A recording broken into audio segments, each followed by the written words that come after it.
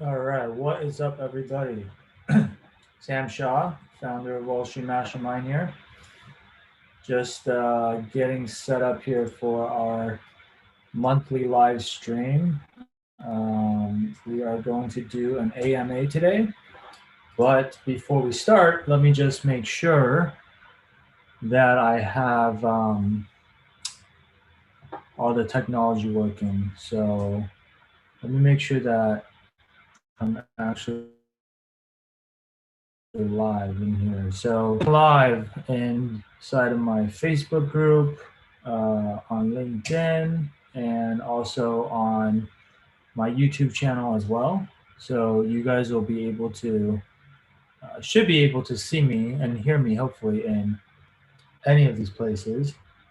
But just to make sure that that's actually happening, if you guys could actually comment down below wherever you're watching this right now, if you could comment below the video that you can hear me, that would be really, really helpful. And then once I make sure that you guys can, we can go ahead and get started here. All right.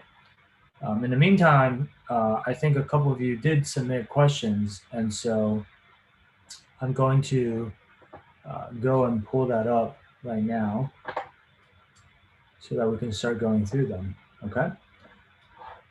So let's see here.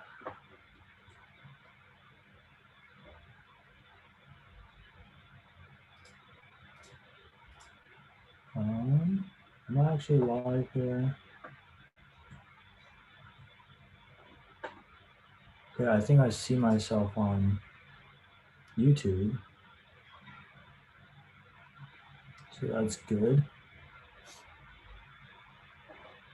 And then let's see if I'm actually see myself on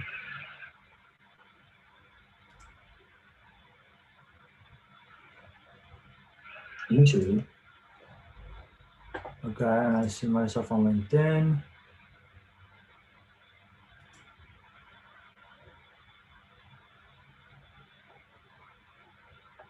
And then let's see if I have anyone here on Facebook. All right. Can anyone actually hear me?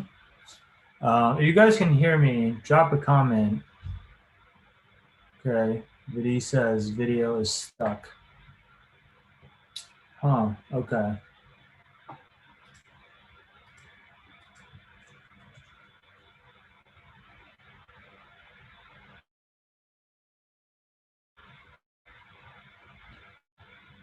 Let me try to fix this.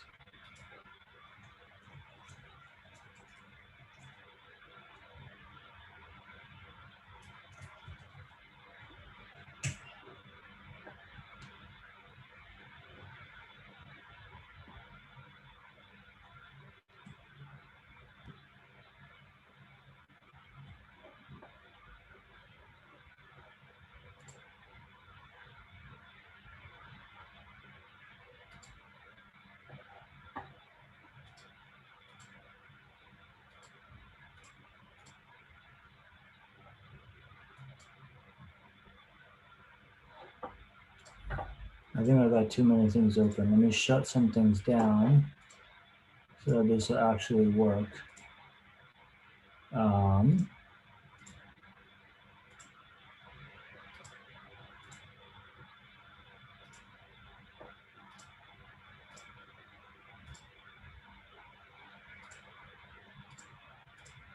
Force quit. Force quit. Okay. All right. Hopefully the video is back. So if you guys, okay, you can see me and hear me now. Okay, great. Thanks for that, Vidi. So let's go ahead and get started. Gotta love it when you get technical issues, and but I'm glad it's working now. So let's go ahead and get started. So if you guys have any questions that you would like me to answer, just drop them in the queue down below in the comments, and I'll just go through them kind of in the order that I get them. And to start, I think I did get did get a couple questions earlier, so let me check here. Yeah, so the first question that I had today was from Ryan, who said, "Can you give me an example of a good question to ask when networking with an investment banker?" Okay, so Ryan, I'm not going to give you an exact question to ask because that's actually the wrong way to think about it.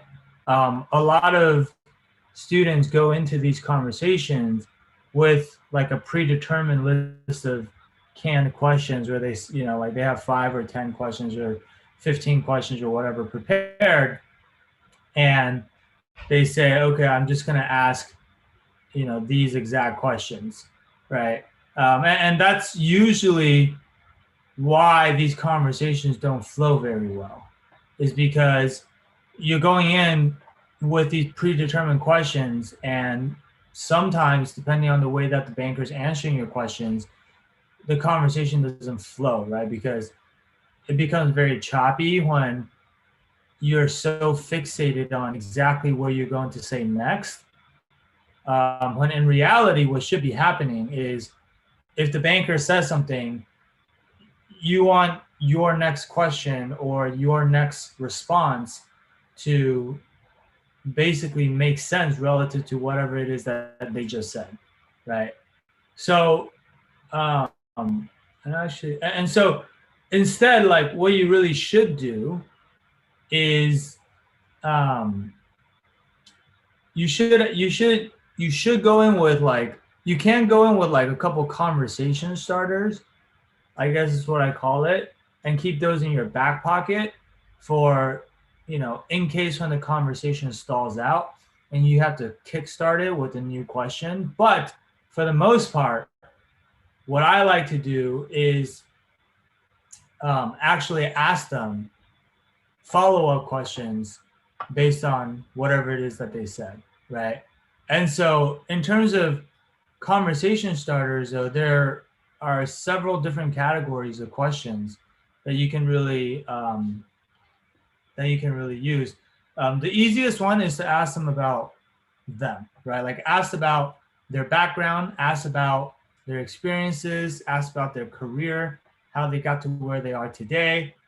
This for this part, like this is where you have to do research before you go into the conversation and see where are all the places that they've worked, what stands out about their career to you, how has their career progressed, have they worked at maybe multiple different banks, or how did like what level are they right now inside of the bank. There's a lot of different variables there, but just demonstrate like a genuine interest in the person, right? Be curious about their story and their background and how they got to where they are. It's like when you're meeting someone new for the first time.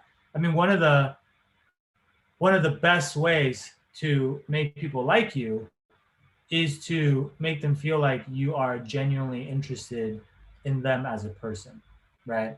I mean, you can go out and read books on, how to win friends and influence people, for example. I think like in there, one of the things that they talk about is exactly this, right? Is demonstrating interest in the other person. So that's could be like one category. The other category is obviously like asking about the day to day, asking about like, the job itself and what it's like to work in banking.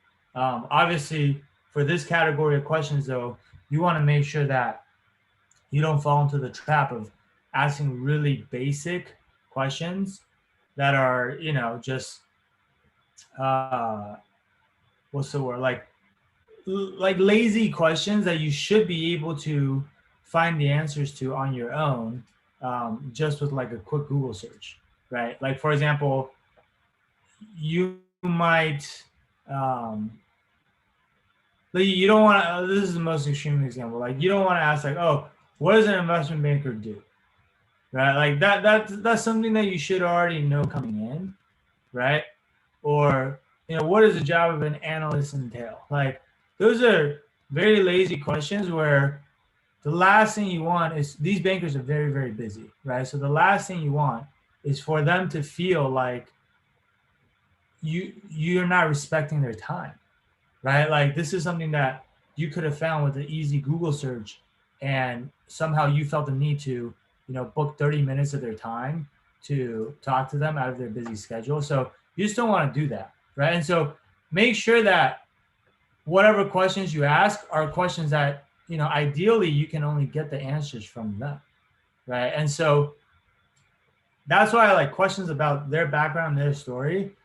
That's always a safe one. But even if you were asking about the job, like one easy trick that you can implement to make sure that it doesn't come off as a lazy question is to ask questions, not even just about their firm, but ask questions about the day-to-day inside of their group specifically.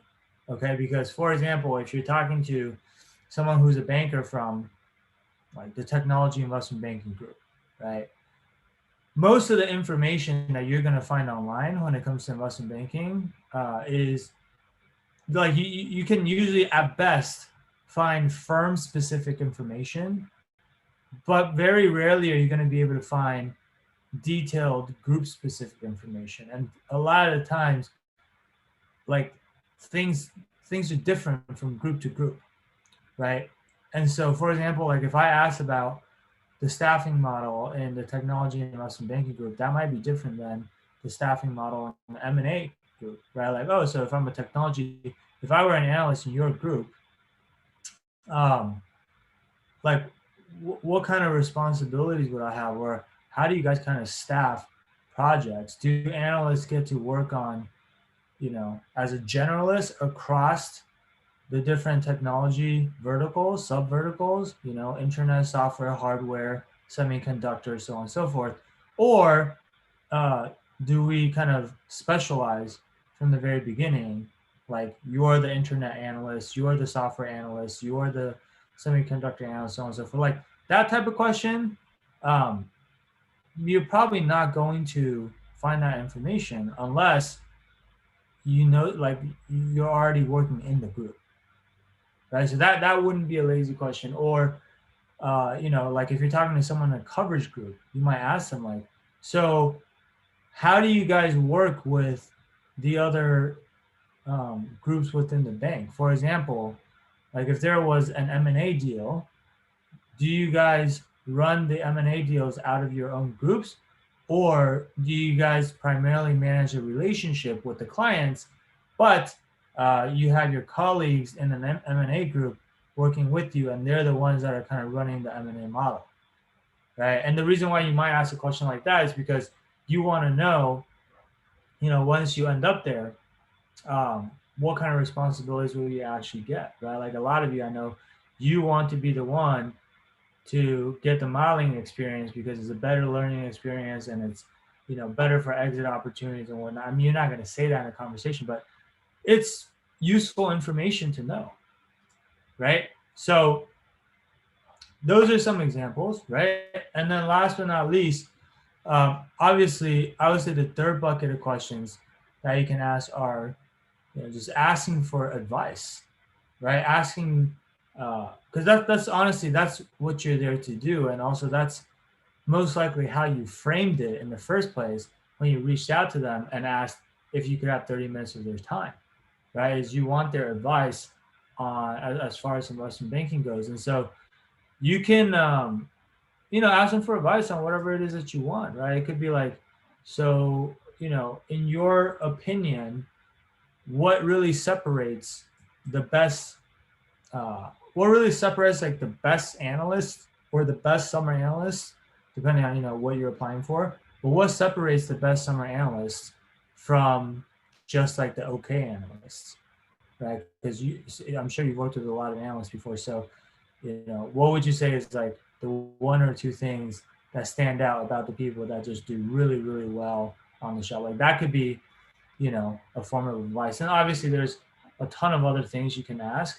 And so those are some examples of what you could ask a banker in an interview answer. But again, the biggest thing that I want you to remember is let's not go in with the mindset of, oh, I'm going to predetermine all the questions that I'm going to be asking Instead, like, go in with some conversation starters, and then whatever their responses are, like, as the trick is, as they're responding, you want to make sure that you're actively listening to what they're saying, and you're gonna have to multitask a little bit. Like, at the same time that they're saying these things, you're gonna also want to be thinking about, okay, based on what they just said, what can I ask for the next question, right? What can I, what follow-up question can I ask to this, right? So hopefully that makes sense. Some people are telling me that they can't see this training, so let me just direct them. We're live on YouTube right now. Okay. So seems like it's not working on the Facebook. So if you guys, well, I guess if you're on Facebook, you wouldn't be able to hear me, but we're live on YouTube and we're live on LinkedIn at the moment. For some reason, the Facebook connection is not working, so apologize for that. But let me go to the next question. Okay, so the next question, there's one question that I have from Ifiani, and he asks, is it still possible to get into investment banking if your GPA is around 2.8 to 3.2 and you don't go to a target/popular college? Okay, it's a good question. So, and someone says, I don't see you on Facebook. Yeah, the Facebook doesn't seem to be working, so I'm not sure why that is. So I guess we just won't be live on Facebook today, which is fine. But coming back to the question, so can you get into banking from a non-target school with a GPA between 2.8 to 3.2? Okay, so my answer to this is probably not going to be what most people tell you. I think most people will tell you that no, you cannot, especially if you go on somewhere like Wall Street Oasis, where people will make you believe like, oh, unless you go to an Ivy League school with a 4.0 GPA and a super stacked resume, you can pretty much, kiss investment banking goodbye. It's definitely going to be hard. I would say, honestly, if you have a 2 handle on your resume, it's probably a no-go. I don't care what school you go to. Even if you go to Harvard or Wharton, if your GPA starts with a 2, I think just psychologically that's going to be too difficult to overcome, right? If you have at least a 3 handle, I would say it's possible. Like, the lowest GPA that we've helped our student get into banking with is a 3.0. And that's the absolute lowest that we've seen, right? And obviously it's not easy, and I'm not even saying that that would be the norm.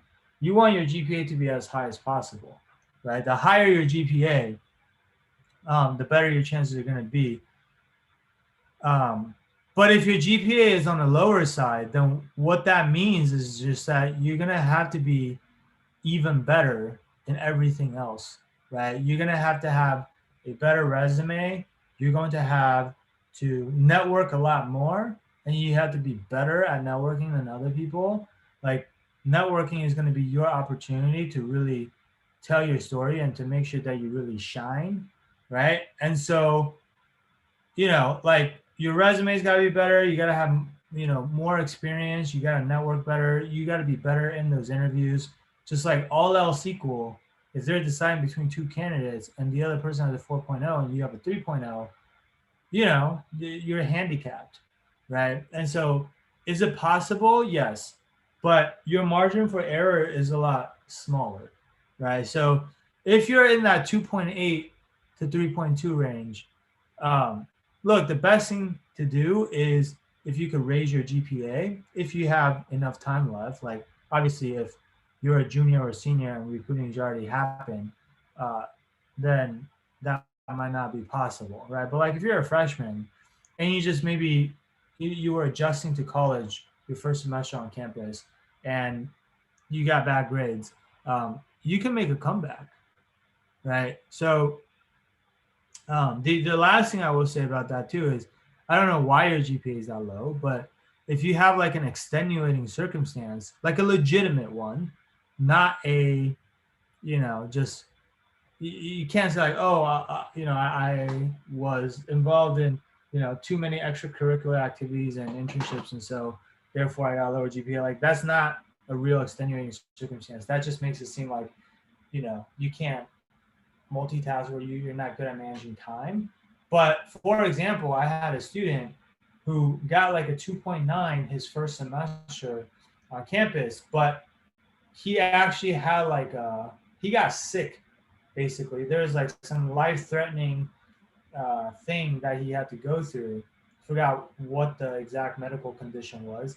And he actually ended up taking a leave of absence from school, and he took an entire semester off and he had to get better.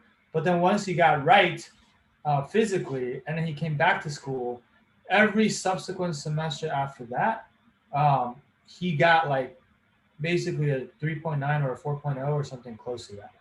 Right. And then so if it was something like that, then that can actually be easily explainable, right? And if there's actually like a dramatic improvement, like before and after, and so that's the other thing is like, if you have a low GPA, it's really good if one you have a really good and legitimate reason for why that happened, and two, if you can demonstrate that that was a one-time issue and it's not a recurring issue or that's not the norm for you, right? And to do that, you have to hopefully be able to show a pretty big jump in your grade point average. Okay, so hopefully that makes sense.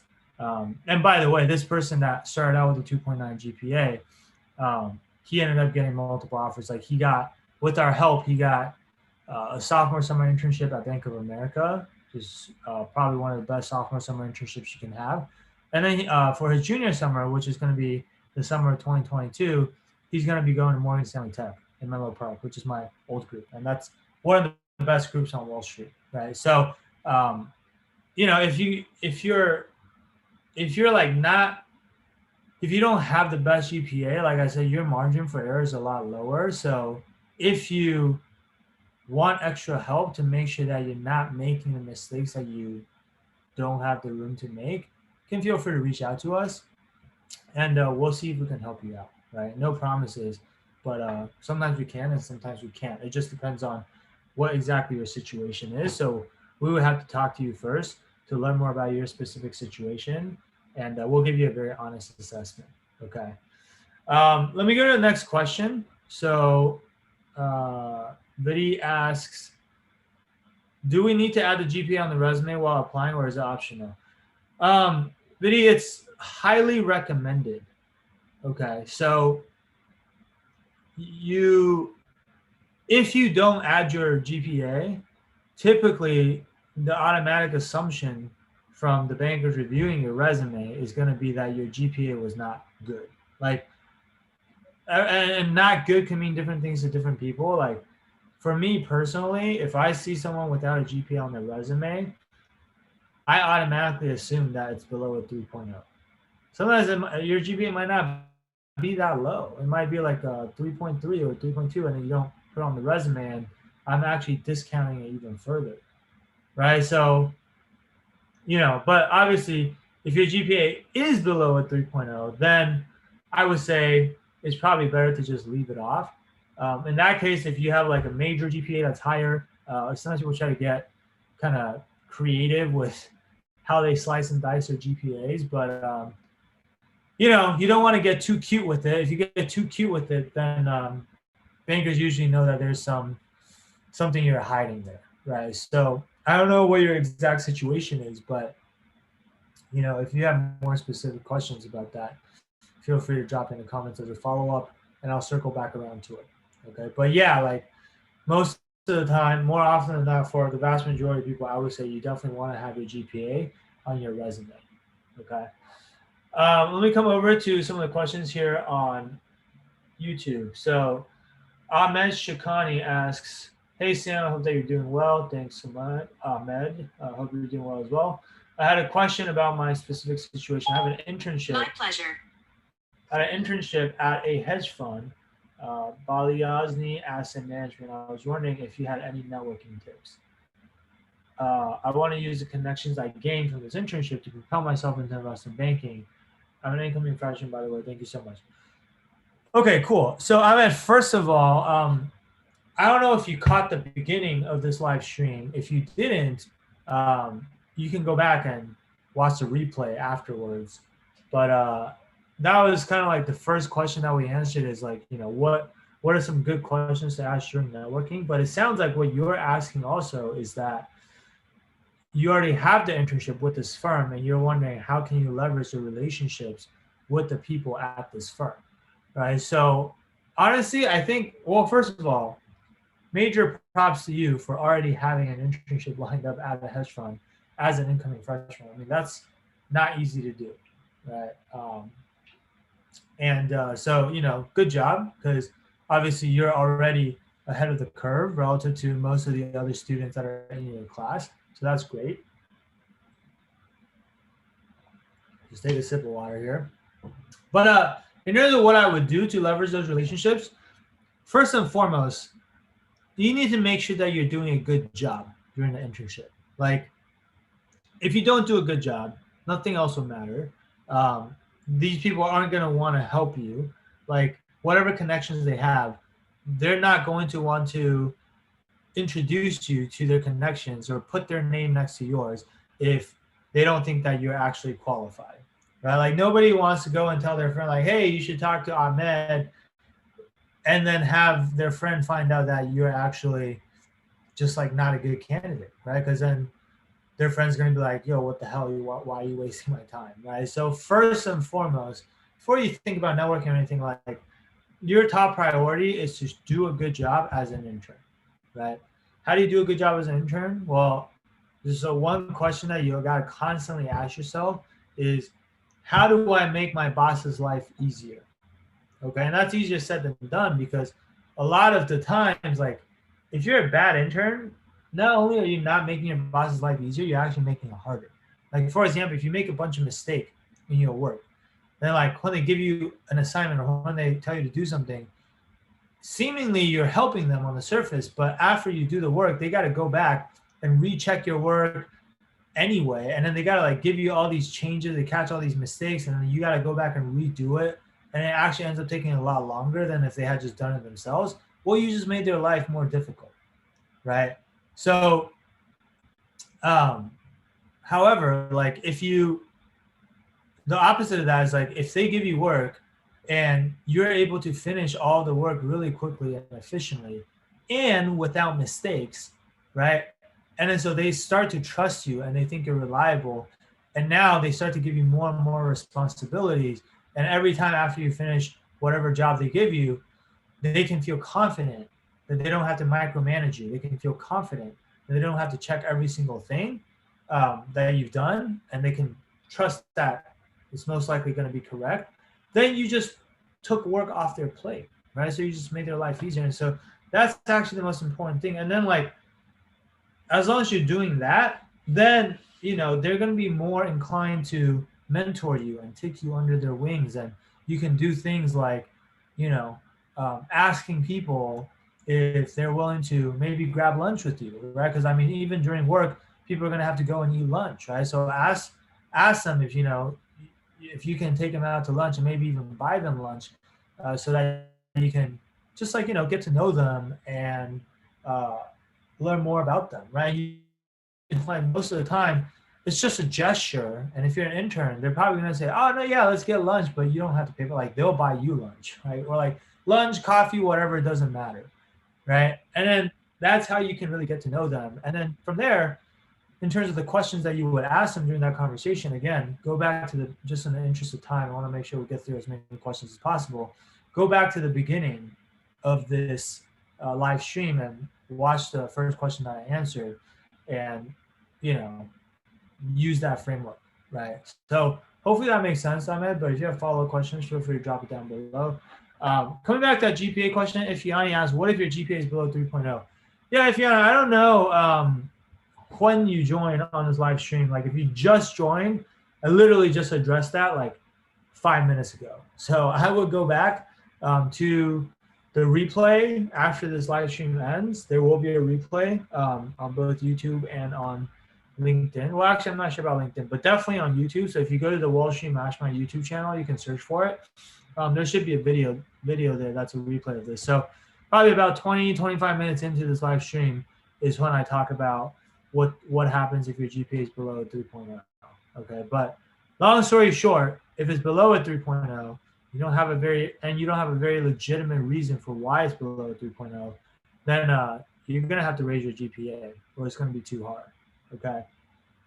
Let me go to the next question. So Alex Trenti asks, say Sam, do all bulge bracket banks open up starting today and roll into the fall? Alex, I wouldn't say, I assume you're asking about summer 2022 internships, because that's kind of like the recruiting cycle that we're in right now. So if you're a rising junior and you're applying for summer 2022 internships, some bulge bracket banks have been open for a while, actually. So, but I would say, like, at this point in the process, most of the elite boutique banks have already given out offers and are pretty much done. Most of the bulge bracket banks are still recruiting, but some of the apps have been open for a while. Like I said, I have, clients that, and it depends on the bank. It also depends on the office you're applying to. And I know a lot of the Houston offices have already given out offers already, for example, because I have a bunch of clients that go to school in Texas. We also have clients that have gotten, like I said earlier, a couple clients that got offers from Morgan Stanley Tech, Evercore Tech. So some of the West Coast offices have definitely also given out offers, but yeah, like I think, a lot of the bulge bracket banks are still recruiting and will be recruiting through the summer, right? But I would say your window to recruit for bulge bracket banks to get an offer is probably before your sophomore summer ends. Meaning, if you are going into your junior year, and this is rough, right? This is a rough guideline. It's not like 100%. Like there's always going to be outliers and exceptions. But just based on our experience in the last 3 years or so, what we've seen, if you're still recruiting by the time you're going into the fall semester of your junior year, and you're still looking for that junior summer internship, at that point, most of the elite boutique and bulge bracket banks will be done, and then you're probably looking at middle market banks, right? Some middle market banks are done already as well. But I'm just saying, like, in terms of the options that you have left, typically the elite boutiques finish the earliest. And so for those of you that are watching this right now, you're underclassmen, keep this in mind. Most elite boutiques we see finish their recruiting process probably before the end of sophomore year, before sophomore summer starts, right? So they finish the earliest. Then, like I said, the bulge bracket banks are done probably by the end of sophomore summer. And then I would say all the middle market banks, like we're talking the top 50 banks out there, right? Like if you go look at the Vault guide, the Vault prestige rankings, most of the names that you're going to know that people are going to have heard of are probably in the top 50 or so, right? So the rest of the top 50, like the bulge bracket and elite boutique banks probably take up the top 20 spots. And then like the next 30 banks or so, I consider middle market banks. Those banks are probably all going to wrap up at the latest by the end of your first semester of junior year. So essentially, the process as of this year is kicking off halfway through sophomore year and ending halfway through junior year. And then if you're still recruiting for junior summer internship going into the second half of junior year, now you're probably looking at a regional boutique, right? So it's almost like the longer it takes you to get these offers, the further downstream you're going to have to go to a worse and worse bank, right? And by worse, I mean, it's all relative, but typically the better the bank you get into, the higher the compensation, the more prestigious it is, the better the exit opportunities, the higher the caliber of the network that you're going to be able to develop, the bigger the deals that you're going to be working on. And so just there's a lot of different benefits to getting to a better bank, right? So this is why I always try to tell students, like, the name of the game when it comes to investment banking and recruiting is actually not even just getting in, but how can you get in the shortest amount of time possible, right? How can you get in the most efficient manner? It's always like almost like you want to think about it as if you're running a race, right? Like if you're running a race, you're not just trying to cross the finish line. You want to cross the finish line before the competition, before all of your friends. And that's kind of honestly like one of the biggest things that we help students with at Wall Street Mastermind is we're helping you with every single step along the way in the recruiting process, right? From your resume, your cover letter, your LinkedIn profile, everything you need to actually apply and to network with bankers, teaching you how to network, right? Not just from like, what to say when you reach out, how to get them to respond to you, what do you talk about once they actually do respond to you, how do you follow up, and how do you eventually leverage that relationship and turn that into an actual referral. Like there are many, many steps along the way as you're trying to get the interview. And then, of course, if you do get the interview, how do you prepare for the interview in the most efficient way possible, right? Being able to learn all the technical concepts you need to learn in just typically about 20 to 30 hours. Like that's how much we've kind of condensed it down into, right? And then also like on the behavioral side, how do you know when your answers are actually good enough, right? Getting detailed feedback on every single one of your stories, right? So to be able to do that and to have everything you need laid out for you step by step in an easy to follow game plan, where all you have to do, you don't have to waste time figuring out what do I do next or how do I do this. You just have to go out and actually do the work, right? You just have to go out and take the game plan that we've given you, take the game plan that or the system and the processes that have been used by close to 400 students at this point, which has an over 90% success rate. Take that and go out and execute on it, right? That's what's going to save you a ton of time. And that's what's going to help you get a better outcome than you would have gotten on your own. Regardless of like, maybe you could have gotten it on your own, maybe you couldn't have. It depends on who you are. But even if you could have gotten it on your own, we will still get you in sooner and we'll still get you in to most likely a better bank and a better offer. Right? Which that's a very consequential thing because, like I said, it's going to affect your entire career trajectory for the rest of your career, right? Starting your career at Goldman Sachs is not the same as starting your career at a middle market bank. And starting your career at a middle market bank is not the same as starting your career at a regional boutique bank. Now, that's just how it is, right? And so you got to have that sense of urgency. And, time is probably the most important factor here. I mean, first and foremost, not missing the recruiting window and not waiting until all the offers have been given out before you start getting serious about it, because we see that a lot. Given how early the recruiting process is happening nowadays, it sneaks up on a lot of students, right? And so if you got caught off guard, you're starting late, or maybe even if you're not starting late, but you just know that it's very competitive and you want to make sure that you're more efficient than the rest of your competition, then that's the type of stuff that we can help you with, right? So again, if that's something that you're looking for, feel free to reach out to our team. I think I dropped a link in the description to this video where you can actually schedule a call with us. It's www.wallstreetmastermind.com/apply. Okay. Let me go to the next question. Ryan Gangadin asks, "Hey Sam, can you explain the Roth IRA?"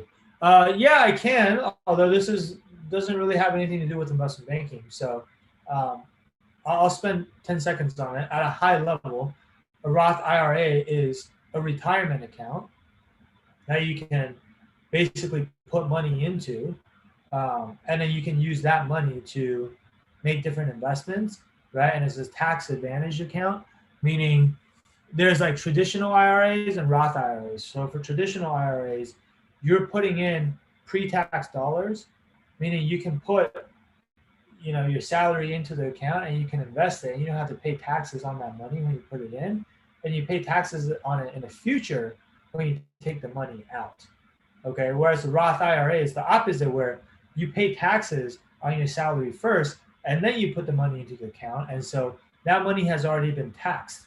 And now when you invest that money, if that money grows in the future, when you take it out, you don't have to pay taxes again on the gains. So it depends on whether you think your tax rate is higher today, or if your tax rate is going to be higher in the future, right? When you're in retirement age. And so they do kind of different things, and some people have both. Like I have both, right? And so it just depends. But honestly, like there's a lot of articles on this online, so you could do some research. But also for this type of stuff, like if you don't know what you're doing, and if you're investing a large amount of money, you probably want to talk to like a financial advisor. Okay, but this is totally like irrelevant to investment banking though. So that's all I'm going to say about that. Let's move on.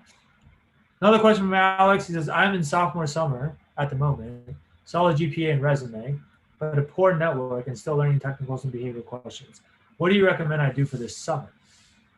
Um, I mean, honestly, Alex, if you're in sophomore summer, like I said, the junior summer internship recruiting process is happening right now, real time as we speak, right? So if you already have a solid resume, I mean, I'm not sure what solid resume means because I don't have your resume in front of me, but uh, what needs to be happening, assuming your resume is good enough, because if it's not, then obviously you need to probably go out and get another experience um, to give your resume a boost, right? But it sounds like you're already interning this summer, so that's that. What you need to be doing right now is you need to be actively networking, especially since you said you have a poor network. You need to be actively networking and applying at the same time to try to get as many interviews lined up as soon as you can, right? In our experience, without networking and without referrals from bankers, it's very, very difficult to get selected for interviews, even if your resume is pretty solid, right? I mean, sometimes if you go to like a very elite school, you have like an amazing GPA and your resume is like stacked with internships and extracurriculars, you might be able to get interviews just through like on-campus recruiting, through Handshake and stuff like that. But aside from that, I mean, that's like, if you check all the boxes, right? It sounds like you're saying, again, I don't know what solid GPA means, but solid to me sounds like it's above average, but not like stellar, right? And so if you're just above average GPA, like, and I don't know what school you go to, um, more often than not, I would say like basically for 90% of the people out there, having a poor network is going to prevent you from getting an interview. So that's probably the most urgent thing you're going to have to learn to fix. But of course, if and when you do get an interview, these interviews are already happening in real time, right? So typically when you get an interview, it's not going to be like, here, your interview's in a month. Now go and prepare and come back and do the interview. If they give you an interview, they're going to say, hey, we want to interview you next week or in a few days or whatever. And so you have to be ready to interview pretty much as soon as you get it, right? So whether it's the behaviorals or the technical questions, if you're still learning it, you're going to have to multitask and do that simultaneously while you're networking at the same time, right? And so in terms of what you're doing for the summer, sounds like you're already interning, so that's good. Well, otherwise, is networking as much as possible, nailing down your behavioral questions. I will work on your behavioral questions before I work on your technicals, just because that has a lot more overlap with your networking efforts. Like it comes up a lot more because like as part of the networking conversation, a lot of the questions that the bankers are going to be asking you are more likely going to be behavioral questions as opposed to technical questions, right? And so you could probably get away with focusing on that first, making sure you really nail your story down and you can actually impress these people in those conversations. And then the technicals probably won't come up until you have the actual interview, right? So that would be like the order of operations. And that's how we typically work with our own students too, is, we'll teach them how to network, or we'll fix up their application materials first, make sure their resume is qualified. Then we'll teach them how to network. They're going to go out and they're going to be networking simultaneously while they're doing that. We're prepping their stories. And so the networking conversation is going to get better and better. And as we're giving them feedback on the behavioral answers, they're moving on and learning all the technicals. So we're always constantly parallel processing. We're not wasting any time. Okay. Let me go to the next question from O. How can you make the jump from IB from the markets division as a first-year analyst? Yeah, so if you're in capital markets and you're trying to jump to investment banking, I mean, what you're talking about doing there is like making a lateral move. So I think it's doable. I think especially right now in the current market, what we've been seeing is that a lot of firms are actually hiring laterals, right?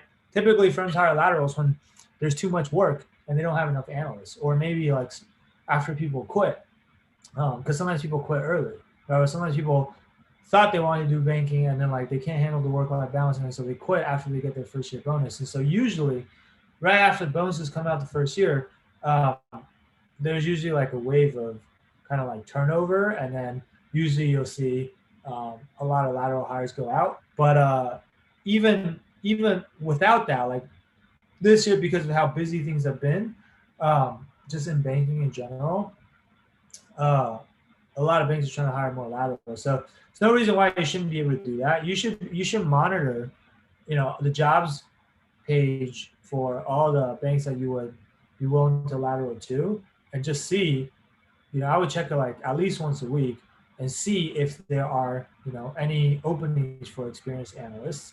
And then like from there, if there are, then the rest is really not that different. Then you want to network with the people that are already working in that group and try to get them to give you an interview, right? Um, and sometimes, like, even if you don't see a job, you still want to be networking with people, or if you have friends at other banks, like asking them to, you know, basically keep a lookout for you, and let you know if there are any opportunities, right? But only with people you trust, because obviously, if you're trying to jump to other firms, that can be a sensitive topic. Like, you don't want your employers to know that you're trying to make a move, right? So you don't want to tell too many people. It has to be people that are actually going to be able to keep a secret for you, right? But it's all the same components. It's your resume, it's networking. Since you're already in capital markets, uh, the slight difference there from that and recruiting for a summer internship is that during the interviews you should expect a lot more questions about your deals. So you got to know your deals cold. You got to like be able to talk about the rationale behind the deals and things like that, right? Also, I think you know one difference between capital markets and kind of like traditional IB is that people might have this idea that because you're in capital markets, you don't have as much modeling experience, so that might come up, right? So you just want to think about how you want to address that question. Like if you try to learn modeling on your own time, or if you actually did have some, you know, pretty extensive modeling experience from a certain project, like you want to be prepared to talk about that. Okay.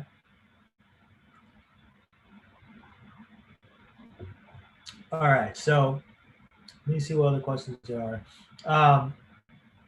Ahmed says, thank you. Yep, you're welcome. Alex says, thank you. Ryan says, yep, no problem, guys.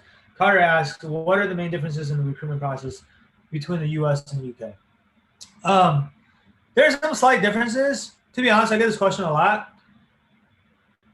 Is it different? Yes and no, right? The difference is like, first of all, in the UK, college is 3 years as opposed to 4 years, right? And so instead of like a junior summer internship, you're really getting like a sophomore summer internship that converts into a full-time offer, right? Also in the UK, you guys have things like spring weeks, right? Which I think you can do as a freshman. And in the US, they don't have that, right? Which is actually nice because it gives you an extra opportunity to recruit, right? I think in the UK, you guys also like it's a lot more common for people to add a fourth year to college, like do like a master's in finance, for example, after they graduate their undergrad. And so if recruiting doesn't work out in undergrad, you always have the option of like extending graduation by a year, so to speak, and then recruiting again. Right? Although you can do that in the US too. Like we have students that have extended their graduation by a semester or whatever, so that they could be eligible for the fall, for next year's recruiting class, right? So those are some like differences, and like from a timeline standpoint, the processes also kick off a little bit later. Like the U.S. processes for the summer 2022 internships kicked off probably more than 6 months ago, like 6 or 7 months ago, right? Whereas the UK process is just about to kick off, probably in the next, 1 or 2 months. Like so, that's a much later timeline, which is actually easier and better for the students, in my opinion, because it gives you more time to prepare. Less likely to be caught off guard, right? Some other differences are like the interview process itself. Like, I think UK firms are a lot bigger on doing like these online assessments, where they make you answer like multiple choice questions. And also, instead of like here in the US, the final round interview is called Super Days, which is just like, a bunch of back-to-back 30-minute interviews. Whereas in the UK, you guys have assessment centers, which, sometimes they give you like a case study question, they might give you a group interview. And so the format is slightly different, right? However, you notice that all the things that I've mentioned so far in terms of differences are with regards to like the process or the format, right? But in terms of like your actual preparation, the reason why I said, is it different? Yes or no? The part that's not different is, and really the part that matters for you is your preparation, right? The things that you really need to be good at, it's the same four things that we're always talking about. It's your application materials, it's your resume, your cover letter, your LinkedIn profile, it's your networking skills. Although I heard networking is not as big of a thing in the UK than it is here in the States, it absolutely still helps, right? So still need to know how to network effectively. And then it's your behavioral or your fit interviews. So having good answers prepared for that. And then it's your technical interviews, right? So it's the same four things that we prep. Like we work with students in the UK as well. It's the same four things that we're preparing you for no matter what, right? In fact, if anything, I would say in the UK, because they're giving you these, case study type questions during the assessment center or these group interviews where you have to actually like work on something in a group setting and present it and discuss with your teammates. It's a lot harder to just like try to memorize a bunch of answers to questions and expect that to help you pass the interview. Like that doesn't work. They're expecting you to like actually, be able to apply the knowledge that you know. So you have to learn everything conceptually, which is how we always try to teach our students these concepts. And we don't make them memorize any of the questions or any of the interview guides. We actually teach them everything conceptually as if like, we're teaching a sixth grader who knows nothing about finance, and we teach it from scratch, right? So if you can do that, and you can get to the level where you can teach this stuff to your brother who's in sixth grade, then that's how you know you're absolutely ready, right? So those are some of the differences. Hopefully that helps, Carter. Eon asks, what is better for a freshman sophomore internship, PWM or consulting transaction advisory for PE firms? It depends on what you mean by consulting transaction advisory. Like I will have to look at the job description, but if I had to guess, I would say consulting transaction advisory for PE firms is probably going to be more relevant. PWM, honestly, is not that relevant to banking, despite what a lot of people think. Like a lot of times these PWM internships are just, it's like a glorified sales job, like your job, especially as an intern, you're not there to like pick stocks for them or, help invest the high net worth individuals money, right? Like most of the time what you're doing is you're helping them with the sales and marketing. You're helping them, with like managing their CRM software. Like you're helping them with, sourcing new clients. You're helping them with doing cold outreach. And that's all like more like sales and marketing roles, right? And it's less about, there's not a whole lot of like finance stuff in terms of the responsibilities that you're actually getting. So personally, I mean, I have seen the PWM internships that worked well, but I think it's a lot more hit or miss, right? So that's usually not my first choice when it comes to getting relevant experience, and it's it's a lot more hit or miss, right? Private equity, they're acquiring companies, right? They're doing leverage buyouts, right? So that's going to be that's basically another form of mergers and acquisitions. That's M&A transaction, right? And so even if I don't know what consulting transaction advisory means or what you're doing exactly, but at least you're, working in the realm of M&As and LBOs, and you can probably spin that into a more relevant experience for investment banking, right? So that's kind of my 2 cents there. Hopefully that makes sense, Leon. Let me come back. There's another question here from Vidhi. So she asked, I have five and a half years of experience in middle office investment banking outside of Canada. One, how can I crack a job in investment banking in Canada because I'm not getting calls with direct application or LinkedIn or company website? Two, what are the other alternatives available for an investment banker who doesn't want to go back to investment banking at the same time, not taking a dip in the pay? Okay, so look, regardless of whether you're in Canada or outside of Canada, I think if you're a more experienced candidate, like you've been working for a while and you're trying to break into banking, couple of things. If you're like, I would say less than 2 years out of school, like you only have less than 1 or 2 years of experience, and you're working you're working in like a somewhat tangential field to banking, as in like you have a job that's somewhat relevant. For example, you're in equity research, or you're in private, probably not private equity, but because if you're in PE, you're probably not going into banking, but you're not trying to go into banking. But if you're in like equity research, you're in valuation, you're in transaction advisory, you're in corporate development. We've also even had clients that we've helped that were in audit. They worked in accounting. They're an auditor at KPMG.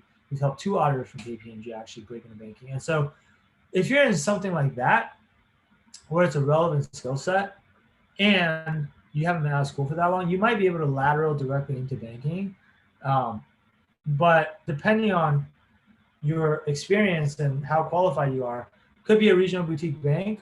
I mean, it could be a bigger bank too, but the bigger the bank, the harder it's going to be, right? Usually, the bigger the bank, the more they're going to want you to already have front office investment banking experience from maybe a smaller firm before they take you on, right? So, um, since you don't have that, then the only other way to really get back, and like if you're 5.5 years out of school, you're most likely going to have to go back to business school and get an MBA, and then apply as an MBA student. Okay, now obviously not everyone wants to get an MBA, so that's because it's expensive and it takes 2 years of your life, and not everyone can afford to do that, right? So you have to make a decision on whether that's worth it for you or not, right? But middle office going straight to front office, like I very, very rarely see that, if ever, because it's just totally different what you're doing. Like, yes, you're working at the same firm, you're working at a bank, but you're not really doing the same tasks, right? So your skills aren't viewed as like super transferable. But there's other alternatives besides banking. I mean, again, because you were in middle office, I don't think it's like super easy to get into another job without taking a dip in the pay. I mean, banking pay is pretty darn good. If you want to go into another job without taking a dip in pay, you're most likely going to have to go into something like on the buy side, like either at a private equity firm or a hedge fund or a venture capital. But problem is, most of those firms, they don't really hire you if you don't have front office banking experience in the first place. Right? So most jobs, if you leave banking, you're going to take a pay cut. Right? Um, that's just how it is. So anyway, let me come back around here. CR and BFC asks, hey Sam, 2 questions. 1, is it too late now for US/Canada summer 2022 IB internships? And 2, how much is the Wall Street National Program? Yeah, so for the first question, no, it's not too late for US/Canada internships. Like I said, that process is happening right now.